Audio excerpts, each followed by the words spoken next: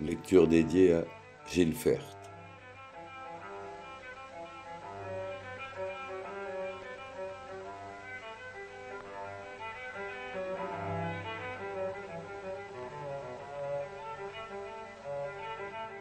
Le club de Mediapart.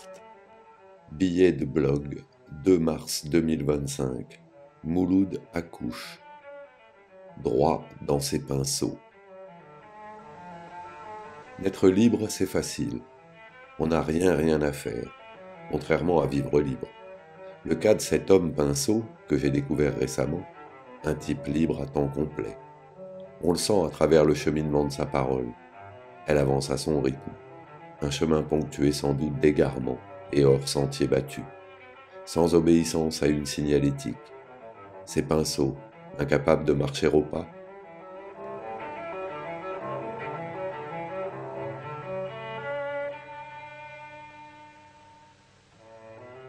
D'être libre, c'est facile, on n'a rien à faire, contrairement à vivre libre.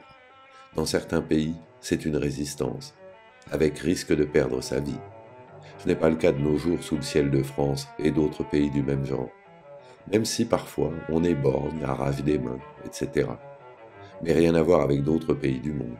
Ici, la liberté s'apparente à un chantier, rarement simple.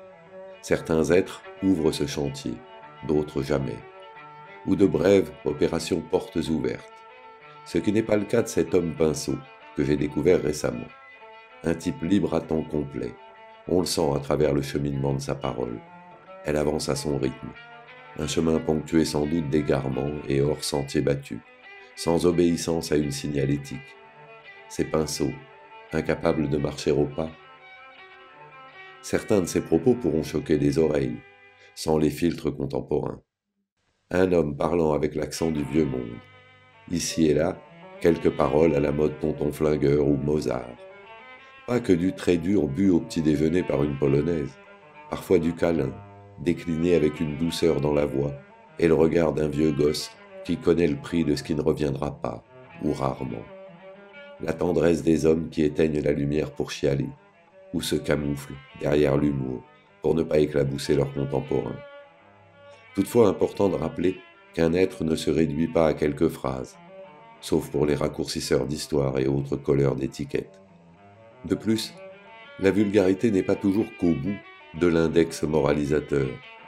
Nombre d'arbitres des élégances sont de grossiers personnages de l'âme. Chaque autre est souvent plus complexe que le scan de notre éducation et de nos a priori. Tourner 7 fois son regard dans ses paupières avant de juger l'autre. Pourquoi les mots de ce type me touchent, sans le connaître, si ce n'est à travers cette vidéo et son boulot. Une parole qui me touche donc bien sûr par sa liberté qui est peut-être dérangeante, irréductible. Sa gouaille de titi parisien se trouve dans mon ADN urbain. Touché aussi parce que nous partageons une relation similaire à cette ville de Montreuil, celle où son grand-oncle, médecin résistant, ouvrit une salle de boxe mythique. Des hommes et des femmes avec des couilles et des ovaires pour défendre l'essentiel, encore elle, toujours elle, la liberté. Je crois que, outre sa propension à rester libre, ce qui m'a séduit dans sa parole, c'est une forme de simplicité, ce que d'aucuns confondraient avec le simplisme. Sûrement les mêmes persuadés qui ne font pas de différence entre compliqué et complexe. Ce qui n'est pas son cas. Pour lui, nul besoin de circonvolution ou tortillage sémantique pour parler de la vie, de l'art, etc. Un mec simple. Parmi les 8 milliards de sacs de nœuds à ciel ouvert, toutes ces fourmis sans ailes expulsées du paradis amniotique pour venir se cogner au mur de la réalité. Et de sa grande patronne universelle, la mort, celle qui nous fout la trouille. Certaines chairs mortelles plus inquiètes que d'autres. Cam, alcool, religion, isme de tous bords, yoga, écriture, peinture, musique, danse, boxe, alpinisme, frime, sexe. Une liste non exhaustive des rustines disponibles contre la peur de crever. Elles n'empêcheront pas la crevaison finale, mais nous aident à rouler, même sur la jante des cœurs meurtris. Bref, on fait comme on peut après sa première expulsion. Toute proportion gardée, toutes et tous des exilés d'un ventre, comme lui, avec sa rustine colorée, juste un mortel imparfait face au monde et aux humains, les trouvant souvent cons, désespéré de ses semblables, et toujours un grand amoureux de l'humanité. Présente dans la lumière de son regard, un type qui ne veut pas lâcher l'essentiel. Encore là, elle, impossible de faire un pas sans qu'elle ne se rapplique. Il ne veut pas lâcher sa liberté. Visiblement pour lui plus importante, il l'évoque dans la vidéo, qu'un mur et des pierres ou du fric. Facile à dire quand on est un grand propriétaire comme lui. Il cache bien son jeu. Propriétaire de la beauté et de l'éphémère. Sans l'oublier, elle, inutile de rappeler son nom, inscrit est là par un certain Pablo Neruda. On sent qu'il a besoin de tous ces éléments, souvent impalpables, pour rester debout, et continuer d'avancer, reculer, avancer encore, shadowboxing avec ses ombres et fantômes, dans le ring de son atelier. Parfois, les cordes s'effacent. Le ring se transforme en piste de danse, pas n'importe laquelle, une immense piste de danse en orbite autour du soleil. Guère un lieu pour un désespéré, au contraire, son désespoir joyeux ne l'empêche pas de danser sur le chaos, le sien et celui du monde, danse de l'homme et du peintre, au rythme des doutes et interrogations, sur la musique du grand Bach, prénom Jean-Sébastien, à ne pas confondre avec les sirènes de ton de la BAC. Leur philharmonie mobile a débuté ses concerts en 1971, notamment en terre séquano-dionysienne, avant des tournées en province. Fin de digression? Non. Une nouvelle digression avec un mot en 3 syllabes, très raccord avec notre époque. Confusion. Prononcez ce vocable avec un silence entre la première et deuxième syllabe. Nous voici avec 2 mots. Difficile aussitôt de ne pas penser à la fusion des cons, et s'interroger sur la connerie qui fusionne, avec toujours des questions récurrentes sur qu'est-ce qu'un con, une conne, ou d'un autre genre. Chacun et chacune aura sa définition. En général, le con ou la conne, c'est toujours in fine l'autre ne pensant pas comme moi. Banale classification. De plus, elle est rassurante. Les mauvais sont d'un côté, bien repérés, et les bons, toujours de son côté. Parfois, dans cette confusion que nous alimentons de notre propre connerie égotiste, on découvre une belle surprise. Tout n'est pas foutu. Notre espèce mourra, mais de conneries lentes. On tombe sur un article ou une voix pensant plus loin que son précaré mental et de ses obsessions. Ma dernière belle surprise est ce type. Un homme de 80 ans avec des initiales très numériques, FB. Mais pas le genre à se laisser engluer dans une toile, sauf celle qu'il a choisi de peindre. Une sorte de ferrailleur des émotions, récupérant ici et là des bouts d'être pour tenter de leur redonner vie. Offrir un panthéon à l'indicible de chaque traversée humaine jusqu'à sa nuit ultime. Des hommes, des femmes, autres genres, des gosses, nous lançant une invitation. Pas nécessairement des artistes et des personnalités publiques, mais tous ces êtres avec un point commun. Des porteurs d'une invite à se remettre en question, sortir de sa zone bien balisée, la signalétique de papa-maman, le reste de la famille, les autres proches, les copains et copines de classe, les profs, les artistes, les journalistes, les religieux, les histes de tous bords, les psys, et de tous les autres influenceurs et influenceuses autour de son histoire. Pas facile de quitter tous ces enfermements plus ou moins doux. Quand tu aimes, il faut partir, écrivait un poète pesant 80 kilos. Nul besoin d'un billet d'avion. Parfois, juste s'extraire de soi, balancer toutes les injonctions et, à l'instar d'une autre solitude libre, faire son virage à 80, à tout âge, cesser de baliser. Toutefois pas une obligation de vouloir s'extraire de soi, mais pour certains êtres, un acte mental qui est vital, besoin de créer des brèches inédites dans les murs et murets entre soi et l'horizon. Pas uniquement un chantier d'artistes, toutes sortes de gens ressentent le besoin d'ouvrir les fenêtres de leur tête pour l'aérer. En quelque sorte, un nettoyage de printemps de ses neurones, changer l'eau de son regard sur le monde, France Culture à la poubelle. Même geste pour Mediapart, Libé, Le Monde, l'Obs, Le Point, etc.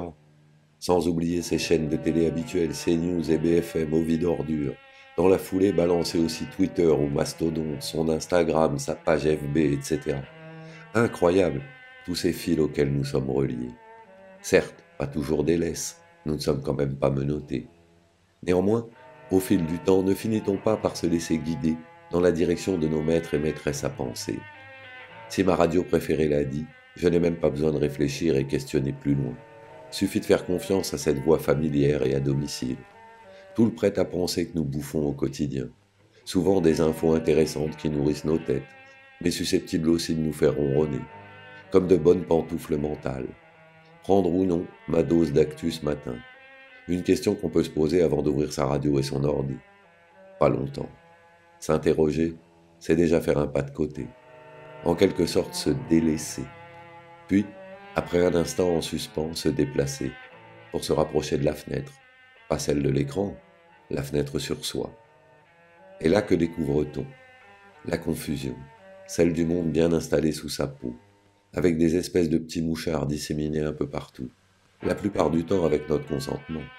Rien de nouveau sous le soleil des sacs de nœuds nommés humains. Guère un scoop, mais changer de fenêtre nous plonge dans une autre confusion que celle du monde, avec une multitude de trous noirs sur la voûte de notre crâne, avec bien sûr les étoiles de la Voie lactée, pas que de la nuit noire et triste dans nos têtes, aussi de la joie et matière grisée, en fait un paysage fort intéressant, entre autres parce qu'il est unique, et éphémère, comme la beauté, et le temps qui ne repasse pas. Un ciel intérieur qui vaut le détour, même si, de temps à autre, on aperçoit des ombres, pas toujours à notre honneur, nos fantômes peu recommandables. Ils font partie de notre papier peint mental. Certains refusent de faire cette visite seuls, on peut le comprendre. Le voyage intérieur n'est pas simple. Pourquoi ne pas prendre comme guide un psy, un ambassadeur de telle ou telle religion? On peut aussi trouver d'autres accompagnateurs ou accompagnatrices, chacun et chacune libre de la visite de son intérieur. Pour ma part, j'opte de plus en plus pour la poésie, avec des lectures au quotidien, parfois plusieurs fois par jour, comme une espèce de gym du cœur et du cerveau. J'y ajoute souvent la musique, toutes sortes de sons, de moins en moins d'infos France Inter Culture, de plus en plus de France Musique, avec bien sûr de très longues plages d'absence de bruit, la planète en orbite sous silencieux, pour se consacrer à sa solitude en voyage immobile. Certes, un régime de nantis, une grande partie de la planète sous les bombes ou écrasée différemment, ne bénéficie pas de ce luxe, surtout le silence. Une denrée qui se fait rare, encore plus en une ère de grande gueule, j'en fais parfois partie, même si j'essaye de me soigner du désir pathétique d'occupation du centre. Tas de molécules fébriles persuadées que son existence, son travail, ses déplacements, ses opinions sont essentiels pour l'ensemble des contemporains. Comment sortir de cette course au bruit de soi? Que faire pour cesser certains de nos bavardages sans grand sens? Comment retrouver la puissance de l'écoute sans commentaire? Des questions que se posent des internautes. Certains coupent le maximum de fils, laissent, numérique. Un premier pas. Au fond, le souci n'est pas ces fils de la toile autour de nos histoires. Le numérique est une aussi belle avancée que Gutenberg, certes avec beaucoup de défauts pour l'instant. Sans doute que ce nouvel jeune outil se bonifiera au fil des époques. Laissons-lui un peu de temps. Si ce n'est pas le numérique le souci, où est le problème? Très près, encore plus, dedans, un souci prometteur. Pourquoi? Parce qu'il va nous obliger à chercher des réponses. Et, après les avoir trouvées, se remettre au boulot. Dans quel but?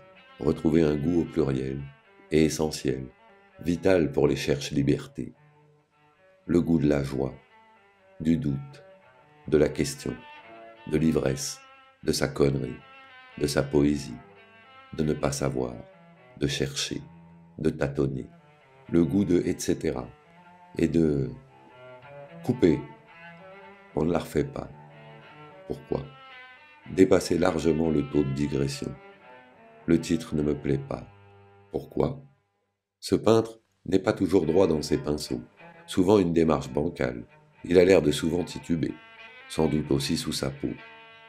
Bankable sans le second B. Je ne comprends pas. Ça peut être un titre. Je trouve ça mauvais. On verra après. Quelle musique pour le générique de fin des digressions?